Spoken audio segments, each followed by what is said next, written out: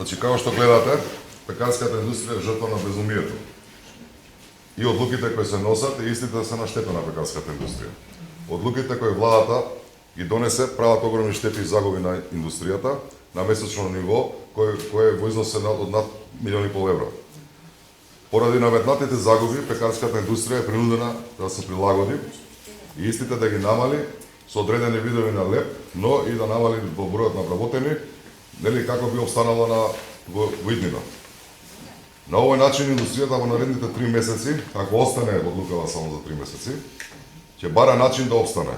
Владата, како и претходно, пред носењето на одлуките, така и по нивното носење, повеќе да очигледно дека воопшто нема чувство за новонастанатата ситуација, ниту е свесна дека со ваквите популистички мерки уништува стратешка индустрија. Доколку оваа одлука помине сега во делот на производството на леп, тогаш истото ќе се случи и со остатокот на прехранбената индустрија, зашто веќе сведочат и денешните изјави на премиерот дека се планира замрзнување на цените на кај останатите производи. Значи, по направените консултации со членството, пекарската индустрија го донесе следниот заклучок. Во интензивни консултации со правни експерти, домашни, но и од надвор, е утврдено дека владините одлуки се неуставни и незаконски или донесени без утврдување, без утврдено прекршување на пазарот по законот за трговија. Спротивно на одлуката се потврдува, значи со записниците од инспекторатите, дека од 1 декември па се до крајот на февруари се почитуваат сите мерки и претходните одлуки што владата ги донела. По овој основ, пекарската индустрија здружено ќе започне правна постапка со цел наплата на штетата, односно загубата која владата ја нанесе на индустријата со нејзините донесени одлуки. Штетата до 31 мај, до кога е навестено дека ќе трае одлуката на замрзнување на цените на левот и на белиот и полубелиот леп, ќе изнесува на индустријата над 4,5 милиони евра. Значи, битката за заштита и обстанок на индустријата ќе продолжи на правна основа. Пекарите се согласија, значи со претходната одлука, дека од утре да се започне со производство на испорака на одредени видови на леп, зависно според можностите на секоја пекара.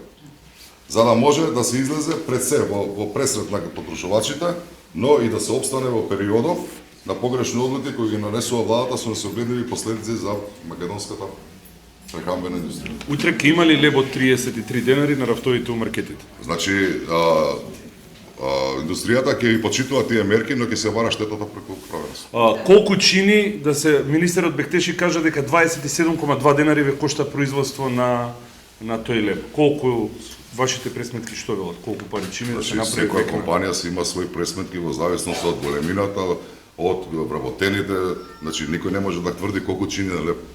Тоа ако е така, тогаш сите ќе отворат пекари и ќе мислат дека во ред голема компанија колку чини еве да векна. Значи тоа компаниите може да ви кажат.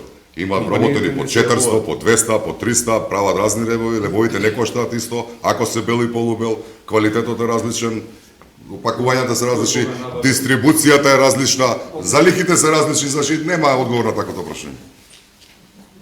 Кога започна таа тужба што е на Значи во следната недела ќе се направат интензивни консултации, ќе се започне со правната постапка. Колку компании не испорачува лев во продавниците?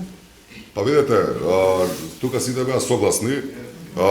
Малите пекари што не беа присутни, што некој што не се сложува, тоа е право на секого почна да испорачува, така да останаа пекарите или што не испорачува, што донесе одлуката, тие стои на тоа. Колку компании во бројка не можам да кажам. Има многу мали по градовите што не произведуваат леп, има и големи што не произведуваат, има и што произведуваат, така да тоа е тоа. Не се сите членки на здруженијето.